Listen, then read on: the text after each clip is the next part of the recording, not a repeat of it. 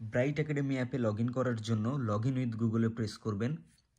এরপরে আপনি আপনার ইমেল আইডি আসবে, ইমেল আইডিটাকে সিলেক্ট করে দেবেন। ইমেল আইডিটাকে সিলেক্ট করে দেওয়ার পরে এখানে আপনি আপনার নাম লিখবেন এবং কিছু অপশনাল আছে যেরকম রেফার কোড।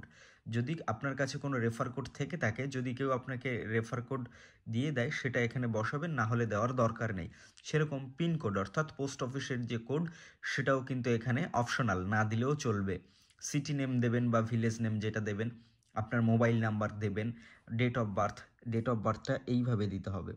এখান থেকে উপরে প্রেস করে আপনি এখানে ইয়ারটাকে সিলেক্ট করবেন, তারপরে মান্থ সিলেক্ট করবেন, তারিখ সিলেক্ট করবেন, বাকি যেগুলো আছে এগুলো দেবেন। মেল ফিমেল সিলেক্ট করবেন, নাম দিতে হবে, এরপরে সাইন আপ উইথ গুগল করবেন। যদি কোনো কিছু প্রবলেম হয় এই নিচে একটা নাম্বার দেওয়া রয়েছে, এই নাম্বারে কিন্তু ফোন করতে পারেন।